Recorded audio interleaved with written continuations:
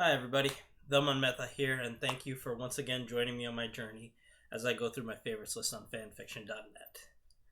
I know it's been a while, but we are coming close to the end of this journey, and I do hope to get this done before the end of the year. So let's do this now with 7 more stories, starting with Game On by Nordiamus. This is a Harry Potter and Hitman Reborn crossover, where Harry, after she dies and becomes like the new Master of Death and like a God of Death, first like goes to like the stories like she has to ascend to godhood, and so has to go to a bunch of other worlds to like level up to godhood, and she's given a gamer power that she can also share with other people in this stuff. And the first world she goes to is Hitman Reborn. And I think the main issue I have with this fic is that I don't know much about Hitman Reborn. That's normally not a problem, right? I would say that like most of the anime and the fics that I've read, I don't know the source material, but I can pick it up and figure things out as the story progresses and things go on, or I'm comfortable enough and I can eventually learn about it later.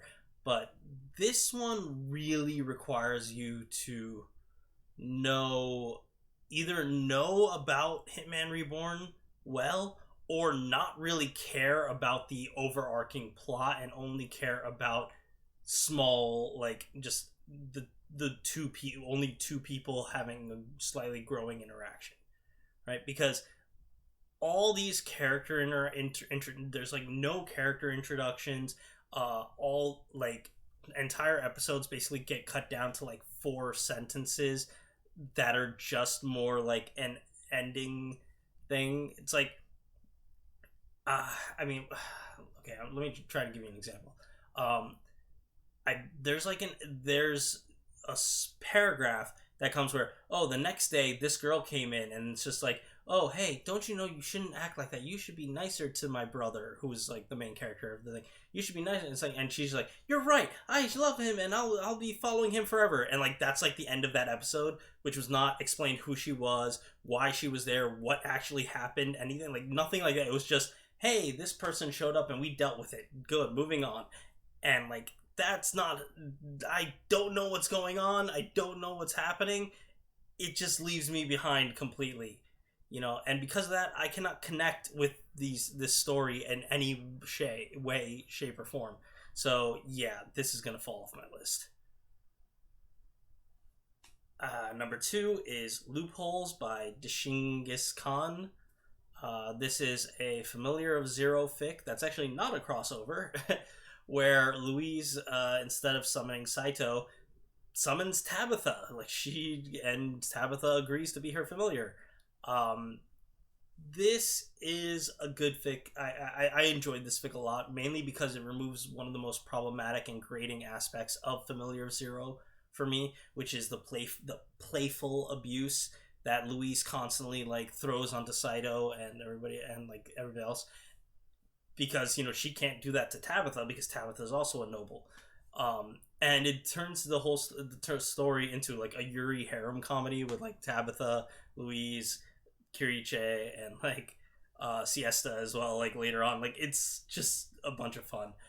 There's still some serious moments and plot progression, but the majority of this is just the girls being useless lesbians at each other, and those antics are a lot of fun. So yeah, it gets a lot of mileage out of the gags, even if the story's incomplete. So it's gonna stay on my list. Number 3 is The Lingering Heart Forged Through Promise by Silver W. King. This is a Kingdom Hearts crossover with Worm, where Taylor, basically like after the locker scene, instead of getting her powers, gets a Keyblade and Terra's memories, and then goes out and fights Shadowstalker, and then takes out the Empire in Empire 88 on her first night out. It's, I like the idea. It could work. Her Keyblade opens up a whole bunch of possibilities, including like opening up Shadow Stalker's heart, even though not directly, and making her a more calmer and nicer person in a sense, or less aggro at least. It could have been a good story, but the author never continued after the first chapter, so we won't know, and it's gonna fall off my list. Next is Not This Time Fate by Khor Al-Aran. I've talked about this author before in when about I believe Professor Arc. He's probably the author I read most often on fanfiction.net. Definitely on fanfiction.net nowadays, but also just like the way he writes, and it's like very methodical and like puts out, you know, basically almost like a chapter a day for his throughout his various stories. He's definitely probably the most prolific author I read right now. And this is one of my favorite one of his fics. It is a Ruby RWBY fic, featuring John as the main protagonist, as like most of his stuff is. And this is a time loop fic that focuses on one time loop that's like long after he's been looping for years, like almost a millennia at this point. I'm a big fan of time travel, as always, and this added spin is one that I hadn't seen much of before at the time. There's been more like looper things I've come across later, but like at the time it was more novel. And I just like this a lot, where like he decides, okay, you know what, I'm gonna take a little vacation loop and do you know, try and just get away and try to extend the loop for the next one. And so the beginning of it has a lot of just like humor and like gags as he's like trying to get used to being like a normal guy again and enjoying himself that way. But it's like eventually it grows into a more serious story where, you know, because it has to be, because like fate itself, it starts fighting back to like force him to like be more proactive, and like drag him into Beacon. And then he decides he's still going to fight back and make it everybody else's problem. So like there's serious bits growing with like drama and like just all the baggage of his past, along with just the you know, gags happening of both him trying to be normal or take a vacation, and also just to be an asshole to get himself out of Beacon so like he can actually keep going. I really like this, and it even grows like the culminates in like being a pretty serious story, and actually even with the premise builds tension and has like a, you know, actual serious like fight like for payoff, even though there is a time loop going on. Create some good stakes. I highly recommend this story.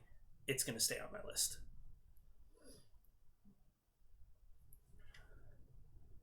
Next is Lone Traveler Initiative by Dunuelos. This is, you know, this is like a side story, not really a side story. This is so the Lone Traveler is this Dunuelos's like extended stories of a Harry Potter that, you know, after he dealt with this stuff, decided or like tried to travel back in time, and instead got cursed to just start jumping from universe to universe to solve problems, like kind of Quantum Leap style, but it stays as himself. And the main stories is like usually single scenes, very short, where Harry's only there for a very little bit, and then it goes on. This one's a bit of an extended bit where he's there for like a couple days to deal with a single situation, so we get the whole thing, and then a couple extra chapters of like aftermath stuff that happens in that universe after he, you know, leaves. And this one focuses on the dealing with the initiative at in Buffy the Vampire Slayer, and the West Wing, where Harry you know, has like some connection from like a previous jump that he did. If you like the base Lone Traveler snippets segments, which I do, you'll enjoy this, as it's just like an extended version of it. The story moves pretty fast because, again, it's just like mainly these snippets. There is a little bit of downtime in this one, which isn't in the snippets because of the extended nature of it. So we get a bit more like character beats with Harry and like the West Wing cast and stuff like that. I did enjoy rereading this, and it's extra, you know, like I said, the 2 extra post-Harry chapters are fun, but I can understand why people might find it dull or nonsensical, as it's mostly just talking with a very, very brief moment of action, and it's obvious it's very ficky as all of these lone traveler snips are. So I get why people might not like it, but I do like I like the premise, and I like this segment of it, so it's gonna stay on my list. Number 6 is The Dragonborn by Dragon's King 83. This is another Harry Potter crossover, this time with Game of Thrones, where after Harry, does his stuff in canon, dies, he gets reborn as the son. Basically, he replaces Jon Snow as a baby. But there's also actually a change that occurs before he's born. So he's not Jon Snow in this, he is a Targaryen, because the first 2 chapters of the story start off with an alternate end to Robert's Rebellion, where Ned accidentally revives Rhaegar, like the prince, and then sends him off and saves his sister, which is Jon Snow's mother. And they save him from dying, and they just send him off to Essos or whatever. So that and that portion is pretty good. Like, I feel like they flow nicely. The dialogue works. You get a glimpse of Ned's head, and that like the logic for why like maybe a bit of anger and stuff, and like more forcefulness like makes him go out and makes him go against Robert to get them out of there. That is all great. The pacing works. And then the rest of it kind of blows and shoots itself in the foot. The chapters, the 3rd and 4th chapter, is basically just a retelling of the first 2, except from baby Harry's point of view, which is like a huge waste of time. And then the rest of this story is like 90% exposition. It's all told in passive voice of like past tense. This is what happened across the span of 6 years, or this happened here and this, with like very few briefs of any kind of actual active dialogue, or like even just active stuff happening in the moment. It's all like just flashbacks, or like, hey, this is stuff that happened beforehand and now we're going here. Like almost everything is written in the form of Harry did this, then his family went here and they built this, then this happened. And it's dull, and it doesn't grab you. It's like it just feels all like an extended flashback, with the last chapters having them just reach Westeros before it ends. I just found this really, really dull, which is a shame, because I really enjoyed those first 2 chapters. But yeah, you can skip this one. It's gonna fall off my list. And the last story I'm going to talk about here is Fate Gamer Night SE by Icha Senin. This is a Fate Stay Night like multi crossover where like a bunch of other like people, mostly just characters and small segments of things from other stories, come in. And it's a gamer fic with Shiro getting a harem of older women, as it's implied in the description. The problem is it starts when he's 10, and he starts having sex with them when he's 10. It's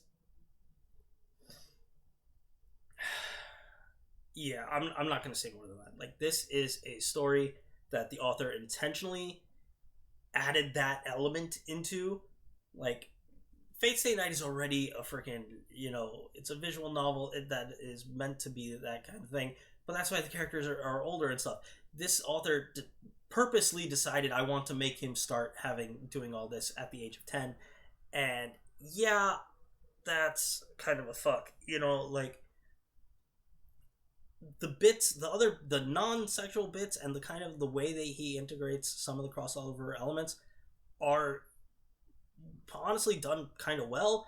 And if that element was the element was not there, it might actually be pretty decent. But the elephant's in the room is clearly there, and yeah, nothing much more to say about it. I'm not gonna read this. I'm not keeping this on my list. It's falling off. I'm removing this. So there we go. Fan fiction status time. I've now read 1,188 stories, and 550 of them have stayed on my list. But yeah, thank you so much for watching. As always, I will leave the descriptions for these, maybe not all the links, but I'll leave links to most of them in the description. And I mean, you'll see the thing if you really want to look for the other one. But yeah, thank you for watching, and I'll see you in the next video. Take care.